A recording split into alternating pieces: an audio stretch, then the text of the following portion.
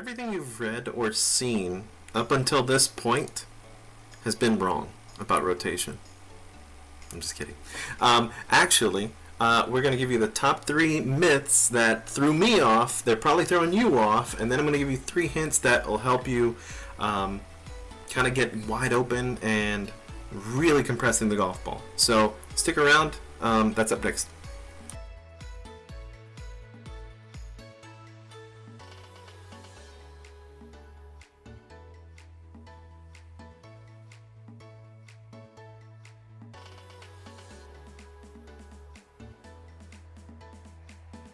Claim to find something brand new. I'm just going to try and explain what I found that threw me off and what kind of got me back on track. And in the description, I'm going to put links to everyone who could explain this a little bit better than me, but here you go. Myth 1, you need really fast hips. This whole kind of myth built around having really fast hips to hold off a club face, I don't buy it. I did buy it, and it threw me way outside the plane. Having really fast hips, all it does is make you have really fast hips. We have data now that shows that a lot of speed is coming from arm strength. So a little bit kind of misleading. So I'm just going to cover these 3 myths, and then I'll give you 3 hints. And then in the next video, I'll show you how to actually get there. Myth number 2. So you need really big separation on the way down. We just have data like all over the place now. If you look up, I think it's AMG Golf, they have a lot of these, gears videos. And then you can, rewind this video and see the sports box.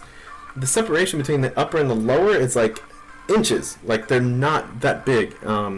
You can also notice other things like recentering. It's like less than an inch. It's like sometimes it's 0.4 inches on Trevino.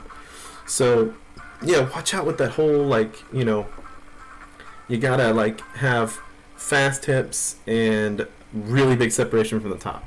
The third one that got me in trouble was the whole having your arms kind of cinched in. The old kind of Hal Sutton move that it kills speed. It kills the ability to save shots.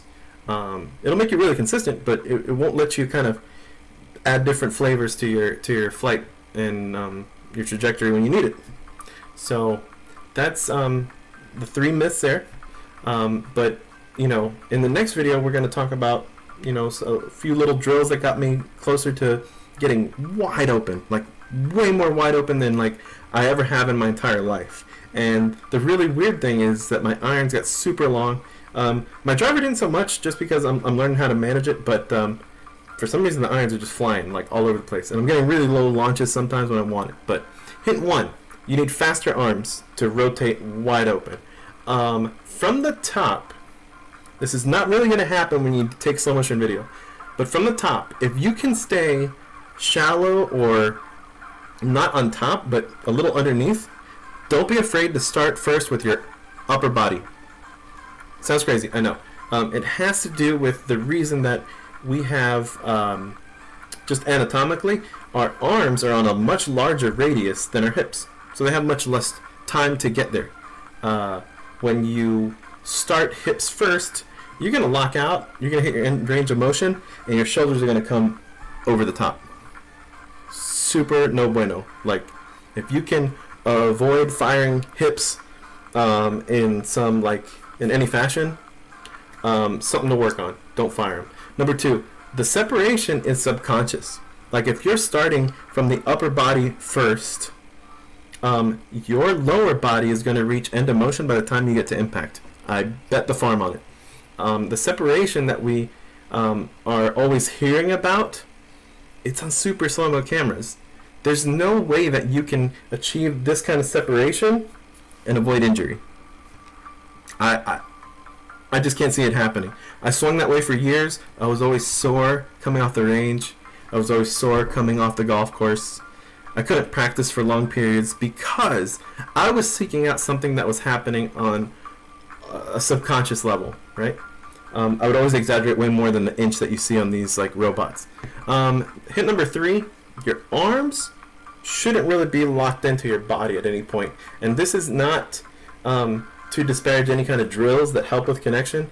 Real connection comes from your hands being centered like in front of your body. Now I got this little hint from a couple different channels, but I got it from a clinic that Jack Nicklaus held in 1982. Search it on YouTube.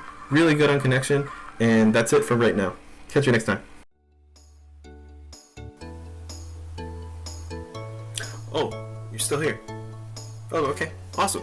Well, I hope it helped, and I hope to see you back here when we publish the next one. Cheers. Remember, talk to a fade, because a hook won't. Right.